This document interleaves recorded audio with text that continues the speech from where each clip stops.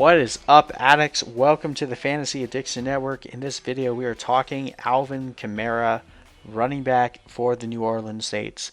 He is on a comeback mission and is looking to regain his status as an elite running back. Doesn't appear that anyone has forgotten what he can do, even though he had a bit of a downward trend last year.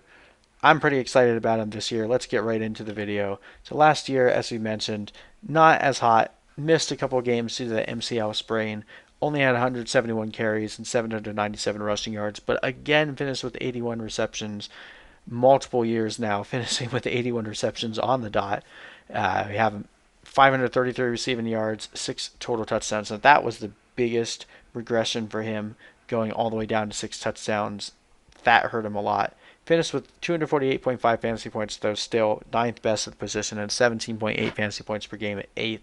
So even missing 2 games, the receiving work cannot be understated enough in PPR. How important that is for a running back to be involved in the pass game, even when you have a subpar rushing yardage total. When you're that involved in the receiving game, it gives you such a boost. Part of the reason why we're so high on Miles Sanders this year, but this isn't a Miles Sanders video. We're going to keep talking about Alvin Kamara. So last year, had a couple down games, and again, just was not nearly as efficient on the ground. Multiple weeks where he finished under 4 yards per carry. Didn't really start regaining his form until the end of the year. Then he started to see what his upside was again. Finishes the season out with multiple 2 touchdown games against Tennessee and Carolina. And that's really what we've come to learn and expect from Alvin Kamara. But finishing with only 1 receiving touchdown, that has to change. I don't foresee how that can't. But he had 3 games where he gave you 10 targets, multiple games where he came pretty close, 9, 8.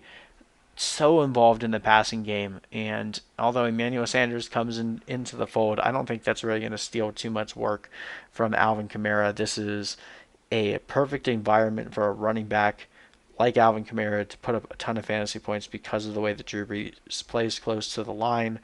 We're going to see something similar in Carolina with Christian McCaffrey and Teddy Bridgewater. This could be a massive resurgent year for Alvin Kamara, and he could honestly threaten to be the #1 running back overall if Christian McCaffrey has any significant regression to his weekly output.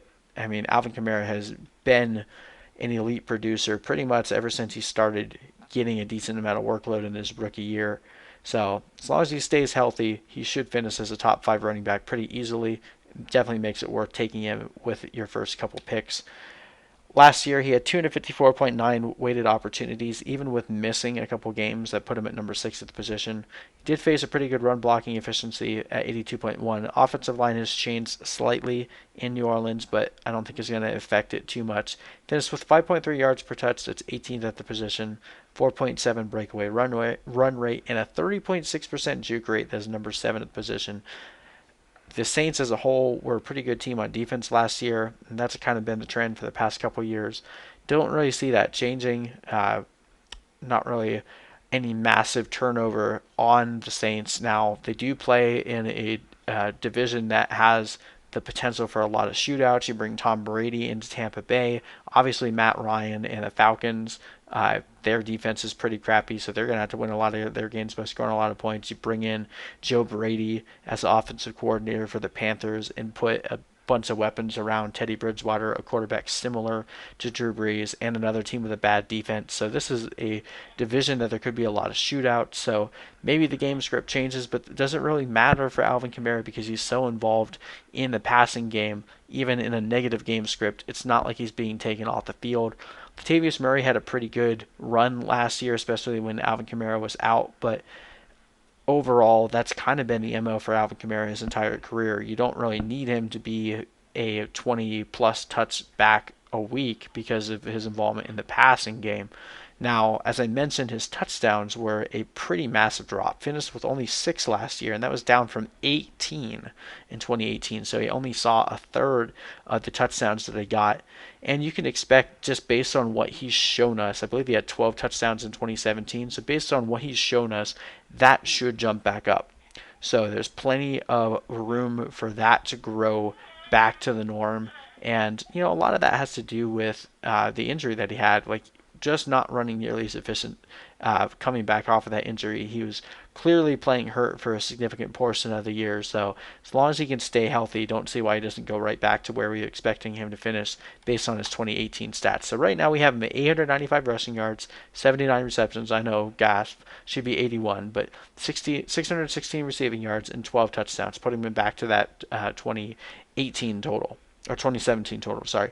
That would put him above 300 fantasy points. But again, he gives you that upside of the potential to be a Christian McCaffrey, Saquon Barkley type running back if Latavius Murray gets hurt and he's the head back there. Like, they really don't have anyone else worth even mentioning. So if he did end up becoming the lead back there, had over 1,000 rushing yards. I mean, the only other running back in the league outside of Christian McCaffrey that even has the opportunity to threaten 1,000 rushing and 1,000 receiving yards, I think, is Alvin Kamara. Playing on a team like the Saints, the way that they use him, especially if Latavius Murray were to be hurt at any point in the season, Alvin Kamara could see such a massive boost to his fantasy value. Like, there's no reason that he wouldn't be able to put up multiple 30-plus point games similar to what we were seeing Christian McCaffrey do. I'd still very much rather have Christian McCaffrey than Alvin Kamara. We have a tier break between the two guys, but I do see as Alvin Kamara as a pretty much locked and loaded pick if you're picking at either slot 3 or 4.